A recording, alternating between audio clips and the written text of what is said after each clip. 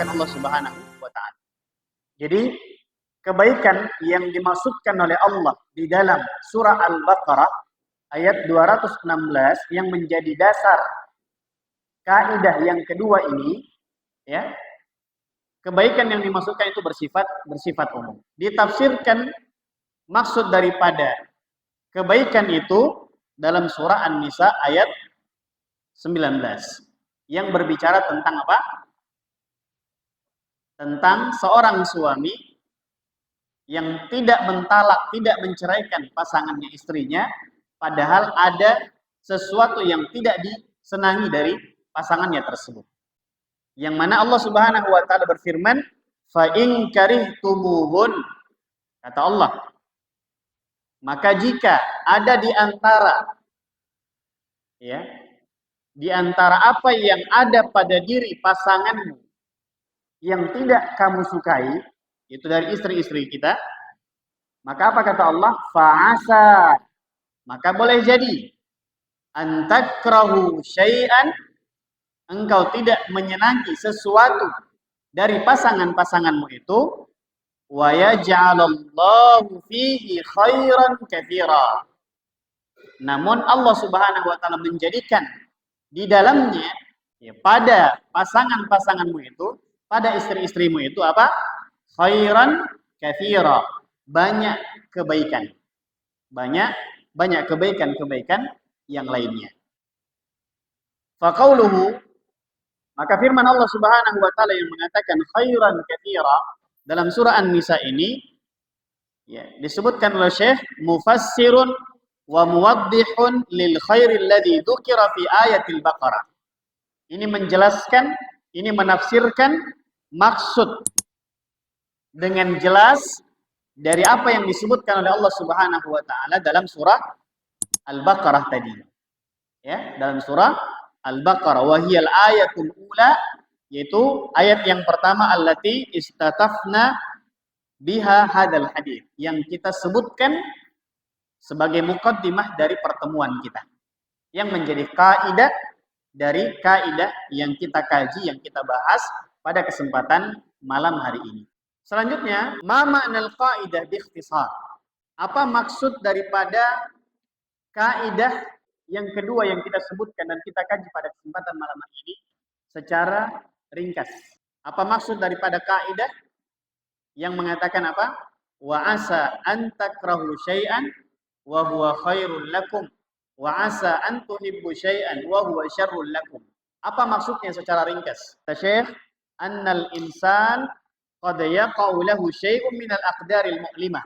Ketahuilah bahwa sesungguhnya setiap manusia terkadang ini mengalami sesuatu yang menjadi ketetapan Allah Subhanahu wa taala, yang mana sesuatu itu menyakitkan diri, membuat dia tidak merasa nyaman. Allati takrauha nafsu. Disebutkan oleh Syekh, sesuatu yang menyakitkan itu yang bagaimana? Yaitu sesuatu yang tidak disenangi oleh dirinya, jiwanya. Dia tidak senang dengan hal tersebut. Farubbama jaza, contohnya apa? Seperti misalnya kekhawatiran, hal yang membuat dia khawatir, au asabahul huzn, atau dia ditimpa kesedihan, membuat dirinya sedih, sesuatu yang ada itu membuatnya merasa sedih atau merasa khawatir. Dhanna anna dzalikal maqdur huwa ad-darbatul qadiyah ala amalihi wa hayati. Sampai-sampai dia mengira, dia menyangka sesuatu yang dia tidak senangi itu menjadi penyebab hancurnya apa yang menjadi cita-citanya di masa depan, menjadi sebab kehancuran dari kehidupannya.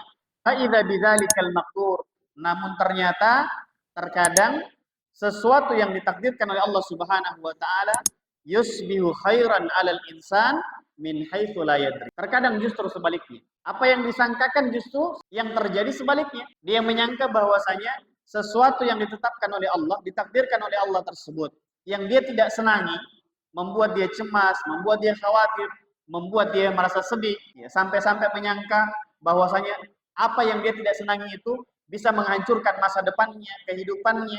Justru yang terjadi sebaliknya. Justru mendatangkan kebaikan dari arah yang tidak disangka-sangka. Wal aksu sahih. Dan apa yang terjadi, sebaliknya justru terkadang itu adalah hal yang benar. Sebagaimana dikatakan, kam min insan, berapa banyak dari manusia pada hari ini, sa'a fi syai'in zahiruhu khair. Berapa banyak di antara manusia yang hari ini melakukan sesuatu yang secara lahiriah, secara zahir, secara penampakannya itu terlihat baik.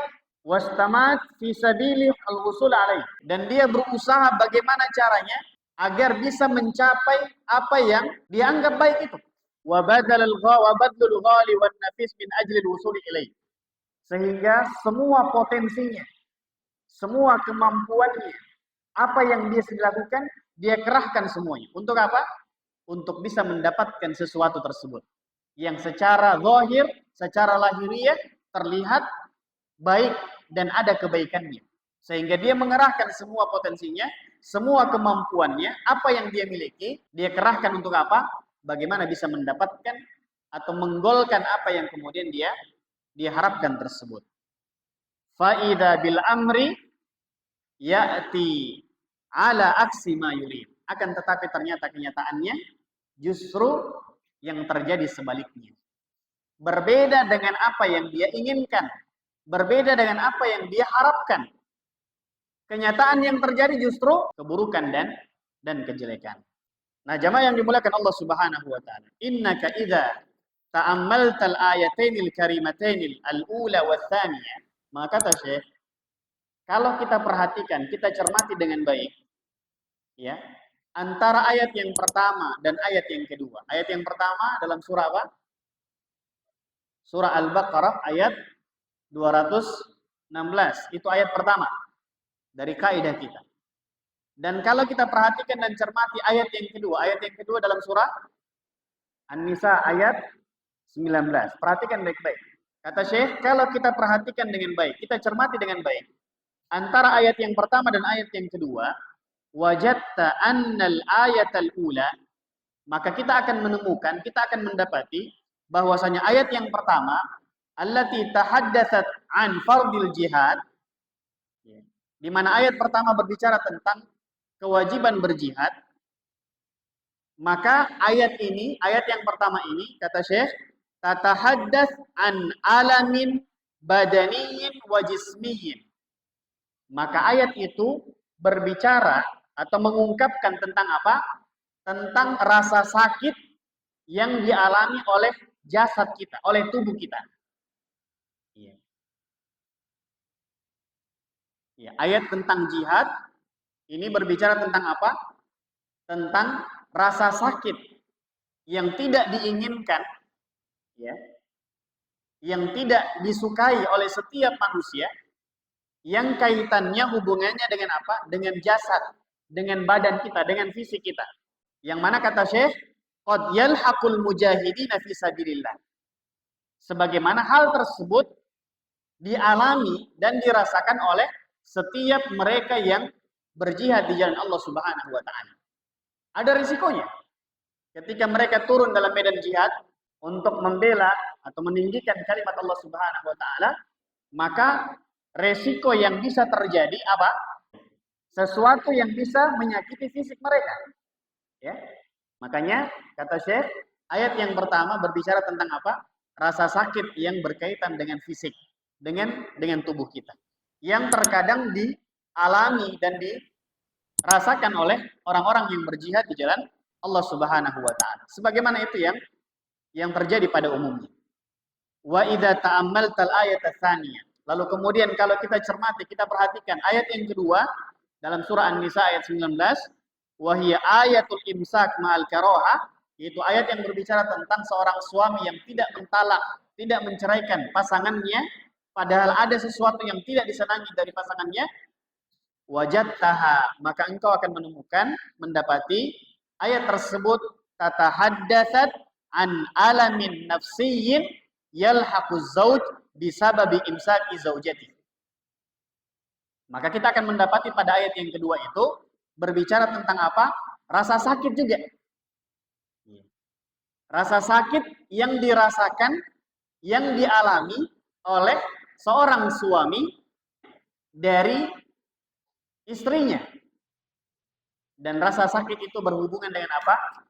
dengan hatinya, dengan jiwanya. Berbeda dengan ayat yang pertama, rasa sakit yang berhubungan dengan fisiknya. Sementara ayat yang kedua, rasa sakit, sama rasa sakitnya. Tapi berkaitan dengan hati, dengan jiwanya. Maka apa kata Syekh? Fala'allallah an yarzuqahu minha biwaladin salih. Dengan sabarnya seorang suami itu tidak mentalak, tidak menceraikan istrinya, padahal ada hal-hal yang tidak disenanginya, maka Allah Subhanahu wa taala boleh jadi, kata Syekh, boleh jadi Allah karuniai, ya, karuniai pasangan tersebut, suami istri tersebut dengan anak yang soleh. Atau bentuk yang lain, bentuk karunia Allah Subhanahu wa taala yang lain. Apa itu? An ya'tifa qalbahu 'alaiha ba'da qurhihi iyaha. Atau boleh jadi Allah lembutkan hatinya. Justru yang awalnya benci, yang awalnya tidak senang, justru Allah karuniai apa?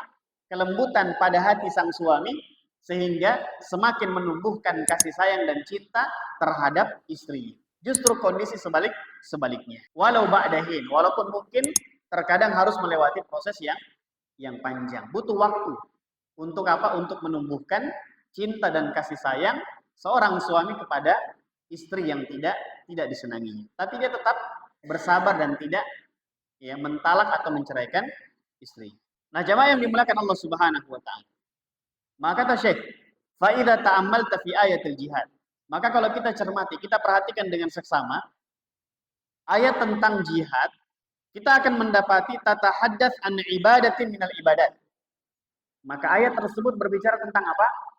Tentang hal-hal yang berkaitan dengan ibadah, ya, bentuk ibadah di antara ibadah-ibadah yang disyariatkan oleh Allah Subhanahu wa taala. Wa idza ta'ammalta ayatan nisa, dan sebaliknya kalau kita perhatikan, kita cermati ayat tentang surah An-Nisa tadi, maka wajadtaha tatahaddats an alaqatin dunyawiyah. Maka ayat yang kedua ini berbicara tentang apa? Tentang hubungan yang bersifat duniawi. Kalau yang pertama tentang jihad, berbicara tentang apa? Bentuk di antara bentuk ibadah kepada Allah Subhanahu wa taala. Adapun yang kedua terkait dengan pasangan, maka ini berbicara tentang apa? Tentang hubungan yang sifatnya di dunia atau duniawi. Idzan, oleh karenanya nu amama qaidah, kita berada di hadapan kaidah tanawalat ahwalan syatta, yang mencakup atau meliputi banyak atau beragam kondisi dan keadaan. Jadi kaidah ini jamaah yang dimuliakan Allah, kaidah yang kedua ini, wa asa an takrahu syai'an wa huwa khairul lakum wa asa an tuhibbu syai'an wa huwa syarrul lakum wallahu ya'lam wa antum ta'lamun, ya. Ini adalah kaidah yang mencakup dan meliputi berbagai kondisi dan keadaan kita di dunia ini. Baik berkaitan dengan diniyah, urusan agama kita, atau duniawiyah, berkaitan dengan urusan duniawi kita, atau badaniyah, berhubungan dengan fisik kita, dengan tubuh kita, atau nafsiyah, atau jiwa kita, hati kita, wahia ahwalun la yakadu yanfaku anha ahadun fi hadhil hayat. Yang mana keadaan-keadaan tersebut, kondisi-kondisi ini adalah sesuatu yang pasti dialami oleh setiap orang di kehidupan dunia ini. Yang artinya apa?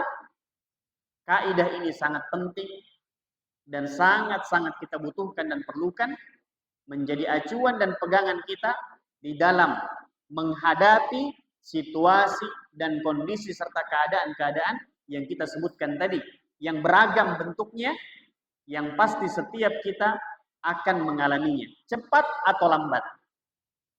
Apakah salah satu dari kondisi dan keadaan tersebut, atau kita bisa saja mengalami semua kondisi dan keadaan yang disebutkan oleh penulis tadi. Sebagaimana firman Allah Subhanahu wa taala dalam Al-Qur'an surah Al-Balad ayat yang keempat. Ya, surah Al-Balad ayat yang keempat. Allah mengatakan, laqad khalaqnal insana fi kabad. Sungguh kami telah menciptakan manusia dalam berpotensi untuk apa? Mengalami kesulitan-kesulitan, kepayahan-kepayahan. Artinya apa? Ad-dunya darul bala. Dunia ini adalah tempatnya ujian, jemaah yang dimuliakan. Tempat kenikmatan di mana? Yaumul akhir. Kan tidak ada seorang pun yang lepas daripada kesulitan, kepayahan, dan masalah-masalah.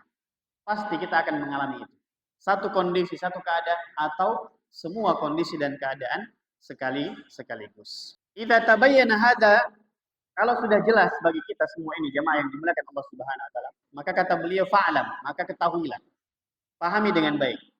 Anna i'mala hadhihi al-qa'idah al-Qur'aniyah fil haya min a'zami ma yamla'ul qalbu tuma'ninatan wa rahatan.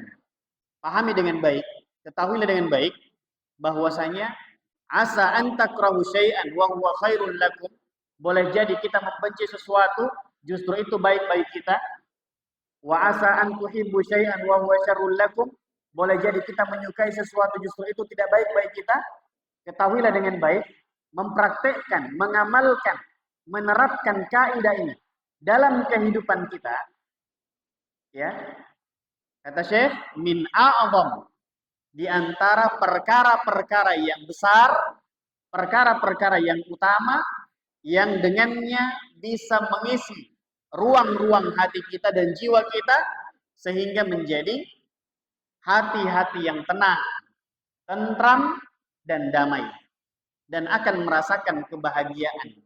Maka terapkan kaidah ini. Pahami dengan baik, ilmui dengan baik, lalu praktekkan dalam keseharian kita. Itu yang pertama, keutamaannya. Yang kedua, wa min ahammi asbabi daf'il qalaq. Mempraktekkan, menerapkan kaidah yang kedua ini dalam keseharian kita, itu merupakan sebab di antara sebab-sebab yang bisa menghilangkan kegundahan, kekhawatiran, rasa takut, rasa cemas, dan kawan-kawannya. Artinya apa? Membersihkan hati kita jemaah yang dimuliakan Allah Subhanahu wa taala dari semua kekhawatiran-kekhawatiran dan rasa takut yang ada. Alladzi asafa bihayatin katsirin minan nas, yang banyak meliputi atau banyak dihinggapi oleh manusia pada hari ini. Banyak manusia pada hari ini jemaah yang dimuliakan Allah, ya, dihinggapi rasa takut, rasa cemas yang berlebihan, kekhawatiran-kekhawatiran, ya, tidak tenang, ya.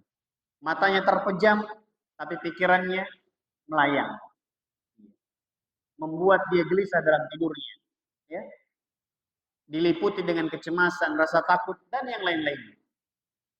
Nah, ini menjadi solusi untuk menghilangkan semua penyakit-penyakit itu. Apa itu?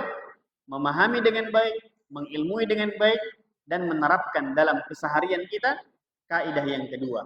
Wa asa an takrahu syai'an wa huwa khairul lakum, wa asa an tuhibbu syai'an wa huwa syarrul lakum, wallahu ya'lam wa antum la ta'lamun. Ini jemaah yang dimuliakan Allah Subhanahu wa taala.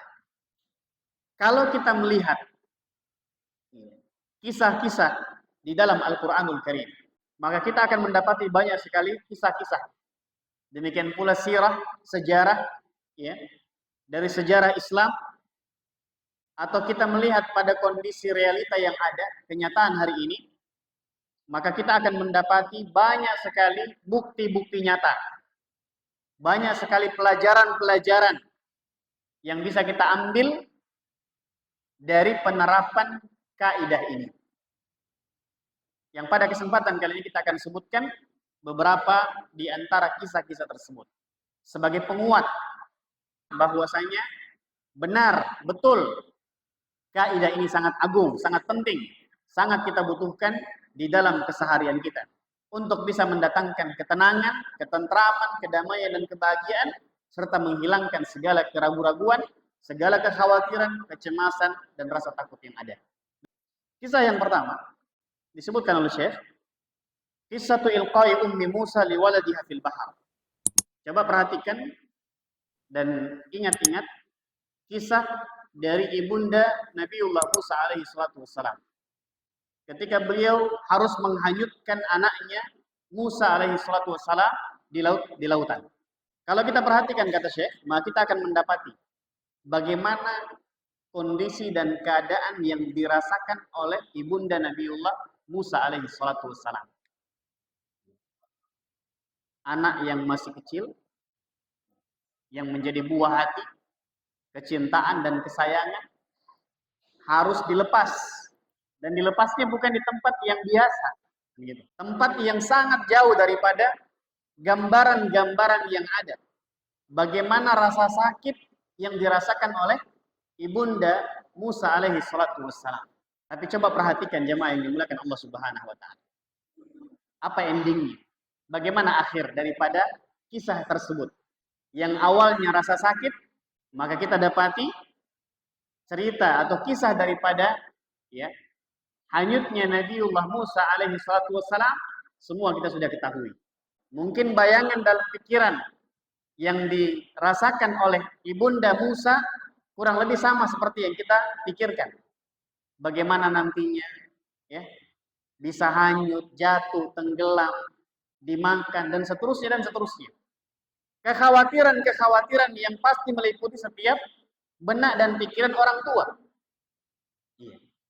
Namun ternyata akibat daripada semuanya, akhir daripada semuanya justru adalah kisah yang indah, kisah yang terpuji, kisah yang bisa memberikan pelajaran untuk kita semua. Dan ini merupakan ya penerapan daripada penutup firman Allah Subhanahu wa taala, wallahu ya'lam wa antum la ta'lamun. Kisah yang kedua disebutkan oleh Syekh. Coba perhatikan. Pada kisah Nabiullah Yusuf alaihi salatu wassalam, maka kita pun juga akan mendapati banyak pelajaran yang berharga daripada kisah ini. Apa yang terjadi pada diri beliau, Nabiullah Yusuf alaihi salatu wassalam, demikian pula apa yang terjadi dan dialami serta dirasakan oleh ayahanda daripada Nabiullah Yusuf alaihi salatu wassalam. Siapa? Nabiullah Ya'qub alaihi salatu wassalam. Saking dirundung kesedihan yang mungkin kalau kita hari ini mungkin belum sampai seperti keadaan itu. Saking sakitnya ya, rasa sakit yang dialami dalam bentuk kesedihan, kesedihan yang begitu dalam sampai-sampai menyebabkan kedua matanya menjadi buta. Kalau kita sedih, hari ini sedih, besok ada kegiatan, ada aktivitas, hilang semua itu. Berarti belum ada apa-apanya. Maka ini menjadi kisah yang menjadi pelajaran buat kita bersama. Jemaah yang dimuliakan Allah Subhanahu wa taala. Perhatikan dengan baik kisah Nabiullah Yusuf alaihi salatu wassalam. Kisah yang ketiga, coba perhatikan kisah anak kecil yang dibunuh oleh Nabiullah Khidir. Yang dibunuh oleh Khidir dalam surah Al-Kahf. Ya tentu perintah dari Allah Subhanahu wa taala. Dan perhatikan alasan di antara alasan atau sebab Allah memerintahkan untuk membunuh anak kecil tersebut. Sebagaimana Nabiullah Musa ketika menyaksikan hal tersebut, maka fitrah manusianya keluar kan gitu. Kenapa engkau melakukan ini? Tapi karena itu adalah perintah dari Allah, baru kemudian nanti dijelaskan. Apa kata Allah Subhanahu wa taala dalam surah Al-Kahf ayat 80 dan 81? Wa ammal gulam fakana abawahu mu'minain fa khashina ayyurhiqahuma tughyana wa kufra. Fa aradna ayyubdilahuma rabbuhuma khairan minhu zakatan wa aqraba rukma. Sesuatu yang di luar persangkaan kita, di luar kemampuan kita, di luar nalar kita jemaah yang dimuliakan Allah Subhanahu wa taala. Dan hanya Allah yang Maha tahu apa hikmah di balik semua yang terjadi. Apa hikmah di balik perintah Allah Subhanahu wa taala. Walaupun terkadang tidak sesuai dengan apa yang kita harapkan. Walaupun terkadang bertolak belakang dengan nalar kita, dengan akal kita. Tapi dia adalah merupakan ketetapan dari Allah, maka pasti ada hikmah kebaikan di dalamnya. Kisah yang lainnya disebutkan oleh Syekh Seperti dalam sunnah Nabi Shallallahu Alaihi Wasallam. Kalau tadi beberapa kisah yang disebutkan sebagai contoh dari Al-Quranul Karim. Sekarang kita sebutkan beberapa contoh kisah dalam sunnah Nabi Sallallahu Alaihi Wasallam, perjalanan sunnah Nabi Sallallahu Alaihi Wasallam. Tentu banyak sekali contoh-contohnya dari kisah-kisah yang ada. Kita sebutkan beberapa di antaranya. Ketika suami daripada Ummu Salamah, itu Abu Salamah, meninggal dunia, sahabat yang mulia, ya, sahabat yang mulia, sahabat yang agung. Lalu kemudian Ummu Salamah mengatakan, Sami'tu Rasulullah sallallahu alaihi wasallam yaqul. Saya mendengar Nabi sallallahu alaihi wasallam bersabda, "Ma min muslim, tidak ada seorang muslim, tusibuhu musibah." Lalu kemudian ia ditimpa satu musibah. Fayaqul, lalu kemudian dia mengatakan, dia berucap setelah mendapatkan musibah itu dengan ucapan ma amarahullah, ucapan yang Allah perintahkan kepadanya untuk diucapkan. Apa ucapannya? Yaitu kalimat istirja. Inna lillahi wa inna ilaihi raji'un. Apapun bentuk musibahnya, apapun bentuk ujiannya, ketika ditimpa, Rasulullah SAW mengatakan, hendaknya kita mengucapkan kalimat yang Allah perintahkan. Yaitu apa? Kalimat istirja. Cukup sampai di situ? Tidak, ada lanjutannya. Dan ini yang kadang kita lupakan. Setelah mengucapkan kalimat istirja, inna lillahi wa inna ilaihi raji'un, kita dianjurkan, kita disyariatkan untuk apa? Untuk berdoa kepada Allah Subhanahu wa taala. Apa doanya? Allahumma ajurni fi musibati wakhluf li khairan minha. Ini yang banyak kita lupakan jemaah yang dimuliakan Allah Subhanahu wa taala. Terkadang kita mengklaim diri kita sebagai pengikut sunnah kan gitu. Tetapi terkadang hal-hal yang justru menjadi bagian daripada sunnah kita tinggalkan dan kita abaikan. Yarhamukallah.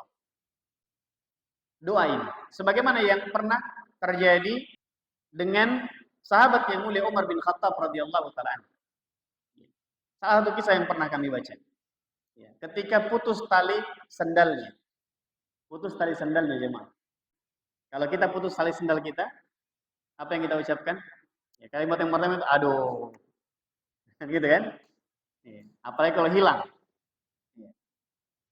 Siapa lagi yang nyuri? Siapa lagi yang ambil?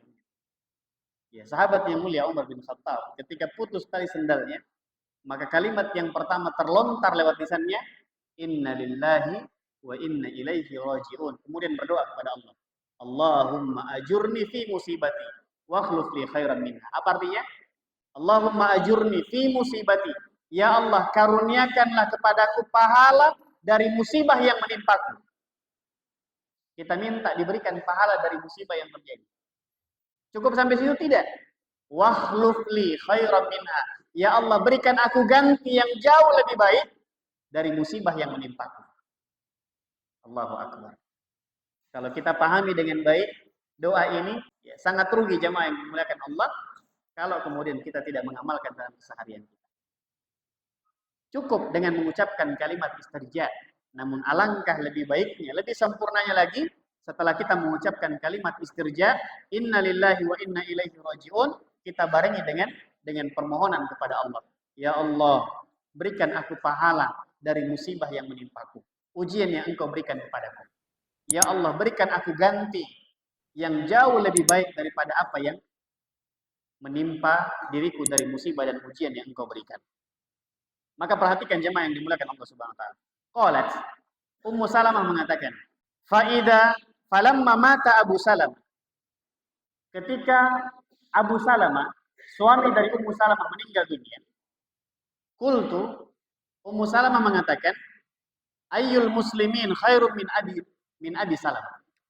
Siapa di antara kaum muslimin yang lebih baik daripada Abu Salamah? Abu Salamah, sahabat yang mulia. Ya, disebutkan dalam sebuah kisah bahwasanya apa? Ya, beliau mempunyai Buhairah, ya, sebuah taman di samping rumah Nabi SAW, di samping Masjid Nabawi, kebun kurma yang sangat luas, yang Nabi SAW sangat senang berada di dalamnya. Kebun yang sangat luas, ya, yang subur, yang menghasilkan, ya, yang kemudian ketika suatu waktu diminta siapa yang ingin ya bersedekah, maka Abu Salam mengatakan semuanya lillah wa li rasul. Kebun yang sangat luas diinfakkan, diberikan kepada siapa? Kepada perjuangan yang dibawa oleh Rasulullah sallallahu alaihi wasallam. Maka Ummu Salamah mengatakan, siapa di antara kaum muslimin laki-laki yang bisa mengalahkan kebaikan dan keutamaan daripada siapa? Dari suaminya yang meninggal, Abu Salamah. Awwalu baitin hajara ila Rasulillah sallallahu. Maka kemudian summa inni qultuha, lalu kemudian Ummu Salamah mengatakan sebagaimana apa yang dikatakan tadi. Lalu kemudian apa yang terjadi jemaah yang dimuliakan Allah? Fa akhlafallahu li Rasulullah sallallahu alaihi wasallam. Ternyata Allah memberikan ganti dengan manusia yang lebih baik daripada Abu Salamah. Siapa? Rasulullah sallallahu alaihi wasallam sebagai suami dari Ummu Salamah sepeninggal daripada Abu Salamah. Ini jemaah yang dimuliakan Allah Subhanahu wa taala. Dan kisah yang terakhir. Saya sebutkan kisah yang terakhir yang disebutkan oleh Syekh dalam kitab ini. Ya, tentu banyak sekali kisah-kisah yang lain. Seperti misalnya ada seorang yang disebutkan di sini ingin melakukan sebuah safar, perjalanan dengan menggunakan pesawat. Sudah pesan tiket, beli tiket, ya, tinggal berangkat. Dan semuanya sudah disiapkan bekal-bekalnya untuk melakukan perjalanan tersebut. Tapi kemudian dia tertidur. Ya, kalau kita bayangkan sudah di ruang tunggu nih, tinggal masuk pesawat, gitu. Tinggal masuk pesawat. Ternyata di ruang tunggu tertidur. Tidak terdengar informasi untuk segera masuk ke dalam pesawat. Karena tertidur akhirnya apa? Tertinggal pesawat. Tinggal pesawat. Lalu kemudian terjadi sebagaimana apa yang terjadi pada umumnya. Khawatir dan seterusnya. Pokoknya panik. Aduh gimana nih? Saya ketinggalan pesawat. Saya nggak punya uang lagi. Dan seterusnya dan seterusnya. Kecemasan, rasa takut. Semua dirasakan pada saat itu. Namun beberapa saat kemudian dia mendengarkan informasi yang disampaikan di bandara bahwasanya pesawat yang seharusnya dia naiki untuk menyampaikan dia sampai kepada tujuan yang diinginkan ternyata jadi kecelakaan yang menewaskan semua penumpang yang ada di pesawat tersebut. Allahu Akbar. Kira-kira jemaah yang dimuliakan Allah SWT, apa pelajaran yang bisa kita ambil? Dia menyangka bahwasanya kalau tidak naik di pesawat tersebut bisa rugi. Tidak senang dia. Dia senang, dia mau bisa naik pesawat sehingga sampai di tujuan. Tapi ternyata Allah menetapkan dengan takdir yang lain. Justru Allah selamatkan dia disebabkan karena apa? Naumatun qalilah. Tidur yang sesaat tadi. Yang menyebabkan dia tertinggal dari penerbangan pesawat itu. Tapi ternyata Allah ingin selamatkan orang tersebut dari kecelakaan yang terjadi dari pesawat tersebut. Ini jemaah yang dimuliakan Allah Subhanahu wa taala. Wallahu ya'lam wa antum la ta'lamun. Dan masih banyak lagi kisah-kisah yang lain jemaah yang dimuliakan Allah Subhanahu wa taala. Maka kesimpulannya sebagai pelajaran yang bisa kita petik dari pertemuan kajian kita pada kesempatan malam hari ini setidaknya ada 4 poin. Yang pertama, kita perlu pahami dengan baik bahwasanya ikhtiyarullahu laka khairun min ikhtiyarika. Apa yang Allah pilih dan tetapkan untuk kita, itulah yang terbaik untuk kita. Lebih baik daripada apa yang kita tetapkan dari kebaikan untuk kita. Itu pelajaran pertama. Apa yang Allah pilih, apa yang Allah tetapkan untuk kita jauh lebih baik dari apa yang kita tetapkan dan kita pilih untuk diri kita sendiri. Pelajaran yang kedua jamaah yang dimuliakan Allah Subhanahu wa taala. Idza ta'ammalta hadainil ismain min asma'illah. Kalau kita perhatikan dengan seksama, kita cermati dengan baik. Dua nama di antara nama-nama Allah Subhanahu wa taala yang indah, maka akan menjadi tenang hati kita di dalam menjalani segala ketetapan dan takdir Allah Subhanahu wa taala. Apa dua nama Allah Subhanahu wa taala itu yang perlu kita pahami dengan baik? Kita tadabburi maknanya dan tentu kita amalkan apa yang menjadi konsekuensinya.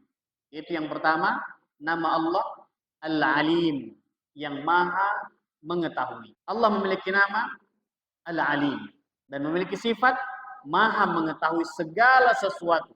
Apa yang tidak kita ketahui, Allah mengetahuinya. Kemudian yang kedua, Al-Hakim, Maha bijaksana.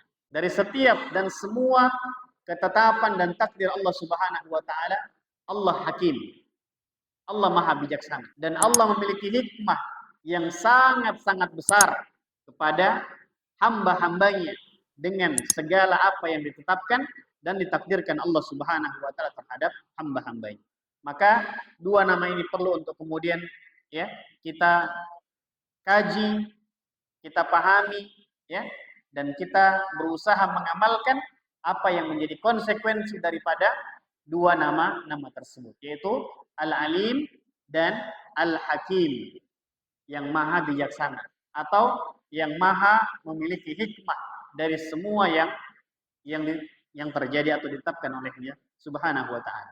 Yang ketiga, pelajaran yang ketiga, at-taslimu lil qada was-sabru 'alal aqdar, menerima dengan lapang dada, pasrah dengan ketetapan Allah dan bersabar dengan segala yang ditakdirkan Allah Subhanahu wa taala adalah merupakan senjata yang apabila seseorang mempersenjatai dirinya dengan senjata itu, maka ini yang kemudian akan membuat hatinya menjadi lapang. Jadi kepasrahan kita, penerimaan kita, kesabaran kita dengan ketetapan Allah dan takdir Allah, apa yang terjadi itu adalah merupakan senjata. Yang kalau kita menggunakan senjata itu dengan baik, inilah yang kemudian akan menjadikan hati kita menjadi lapang, tentram, damai, tenang, dan segala hal-hal yang baik. Dan yang terakhir, iyyaka an yunsika haulul musibah ad'iyatun alhammu wal hazan wal masaib. Jangan sampai, kata beliau, pelajaran yang keempat yang bisa kita ambil, jangan sampai besarnya dan beratnya musibah yang menimpa kita, apapun bentuknya. Jangan sampai musibah, ujian, masalah yang sedang kita hadapi yang menimpa kita itu menjadikan kita lupa untuk berdoa kepada Allah agar dijauhkan dari apa? Gundah gulana, kecemasan, kekhawatiran, dan hal-hal yang tidak kita inginkan. Ada sebuah doa yang diajarkan oleh Nabi Shallallahu Alaihi Wasallam yang mungkin pada hari ini kita lupakan. Doa agar dijauhkan, dihindarkan dari segala kegundahan, rasa khawatir, rasa sedih, dan seterusnya. Ada yang tahu doanya? Allahumma inni a'udzubika minal hammi wal hazan wa minal ajzi wal kasal wa minal jubni wal bukhl wa a'udzubika min ghalabatid daini wa qahrir rijal. Di antara doa yang dianjurkan untuk kita banyak membacanya, apalagi ketika kita mengalami ujian-ujian, masalah-masalah yang berat. Ya Allah, aku berlindung kepada dari alham, kegundahan, wal hazan, dan hal yang membuatku sedih. Wal ajzi wal kasal, ya Allah, aku berlindung kepadamu dari apa? Kelemahan, ketidakmampuan, dan rasa malas untuk bergerak, menghadapi, dan mencari solusi dari masalah-masalah yang dihadapi. Wa a'udzubika minal jubni wal bukhl. Kita berlindung kepada Allah, ya Allah, jauhkan aku dari apa? Sifat kikir dan pengecut di dalam menghadapi persoalan-persoalan yang kita hadapi. Dan kita berlindung kepada Allah min ghalabatid dain wa qahrir rijal. Ya Allah, jauhkan aku, hindarkan aku dari lilitan hutang. Ya, banyaknya hutang yang kita lilit ini kemudian terkadang membuat hati kita menjadi tidak tenang, tidak nyaman. Maka kita berdoa kepada Allah, ya Allah, hindarkan aku. Aku berlindung kepadamu dari lilitan hutang, wa qahrir rijal, dan desakan orang-orang yang memiliki kekuasaan. Kalau kita hubungkan dengan lafaz terkait dengan hutang, maka hindarkan kami dari para penagih-penagih yang bengis dan seterusnya dan seterusnya. Dan terkadang ya kalau kita punya hutang, ya, kalau tidak bisa membayar maka ada penagihnya, kan gitu. Ya, sudah ditagih baik-baik belum bayar-bayar, maka terkadang diturunkan ya personil-personil yang tidak kita harapkan. Maka kita pun berlindung kepada Allah dari kondisi-kondisi dan keadaan-keadaan yang seperti itu. Maka kembali pada pelajaran yang keempat yang bisa kita ambil dari kaidah ini, bahwasanya jangan sampai besarnya, beratnya musibah yang kita hadapi, masalah yang sedang kita alami, itu menjadikan kita lupa untuk berdoa dan memohon kepada Allah agar dijauhkan dari segala hal-hal yang tidak kita harapkan dan kita inginkan. Mudah-mudahan apa yang kita sampaikan, apa yang kita kaji pada kesempatan malam hari ini bermanfaat buat kita semua. Sekali lagi, ini adalah kaidah yang agung, yang mulia, yang mari kita renungi dengan baik, kita tadabburi dengan baik, ya, dan apa yang kita dengarkan dan kita simak ini betul-betul kita bisa pahami dan kita terapkan dalam keseharian kita. Maka insya Allah janji Allah pasti adanya. Ya, janji Allah pasti adanya. Adapun janji manusia maka tentu itu banyak ya tidak tepatnya. Tapi janji Allah pasti. Sebagaimana Allah Subhanahu wa taala mensifatkan dirinya, wallahu la yukhliful mi'ad, dan Allah tidak pernah mengingkari janjinya sedikit pun. Manfaat-manfaat yang bisa kita dapatkan ketika kita memahami, mengilmui dan mengamalkan dalam keseharian kita kaidah wa asa an takrahu syai'an wa huwa khairul lakum wa asa an tuhibbu syai'an wa huwa syarrul lakum wallahu ya'lamu wa antum la ta'lamun.